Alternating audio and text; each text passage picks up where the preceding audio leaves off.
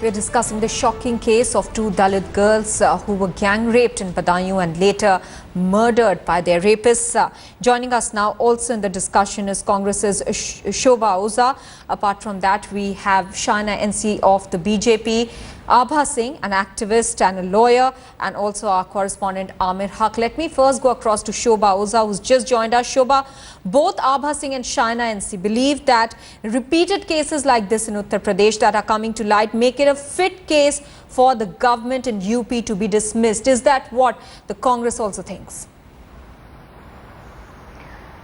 As far as such incidents are concerned, one is forced to think whether there is a government at all. The Gunda Raj which is going on in UP needs to be controlled, no doubt. The CM should, he's a young guy and people had lots of expectation from him, and they were the people who made a lot of hue and cry about Mayawati's government of being no law and order then, and now with their government we see the same incidences happening, and such gruesome acts should be strictly dealt with. The government, Mr. Akhilesh Yadav, the CM should act immediately and take action, otherwise people will lose hopes in his government and such incidents will keep repeating in UP.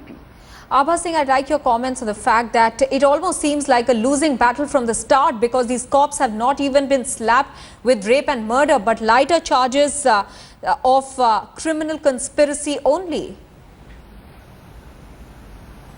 See, the politicians always come to the defense of the criminals and the police. In this case, why the police inspector of that area for dereliction of duty, why he has not been suspended, why the superintendent of police, the action has not been taken, why does he not know that his force are indulging in rape and murder? So these are very serious issues, and when this Congress talks of, I would like to tell them that this very party of Mulayam Singh was supporting Congress in the centre for so many times. It is all these politicians, it is under their protection these criminals flourish, and even a strong law can be of no help till the time this police is decriminalized. In UP and other states, police has become a part of the criminals, and because of the political patronage, it is these young Dalit girls of 14 and 15 who were raped and they were killed so that they may not go and lodge, and the message has been sent that don't go and lodge an FIR. If you do it, you will meet the same fate. So today, instead of politicizing, we have to uphold the law of the land and ensure that whoever is high,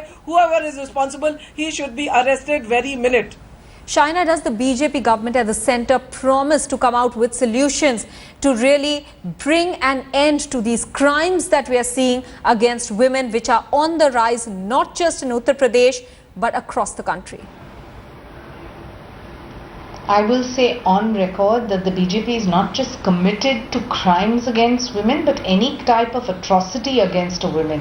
And please don't think we're going to let the UP government, even if we have this defense that they are in the state and we are in the center, get away with it. Because clearly, when you have political will, we will ensure that these police officers are definitely convicted for murder. The girl's family, unfortunately, has lost 2 of their lives, hung on a tree, humiliating. This is not just an issue of national pride, but I think it is the time to say goodbye to an incompetent government of Uttar Pradesh, where you have a young leader who has no sensitivity to even basic respect of women of his state.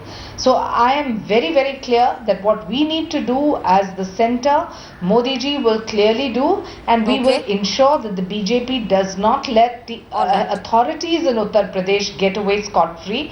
As far as the question of the Samajwadi Party, absolute incompetence. It's a law and order failure. We've seen repeated cases such as this. If we can't uphold the basic freedom of security for every woman, I think that after 60 years of independence, it's an apology of a situation. Collectively, what we need to fight as administration and government, we will do at our end.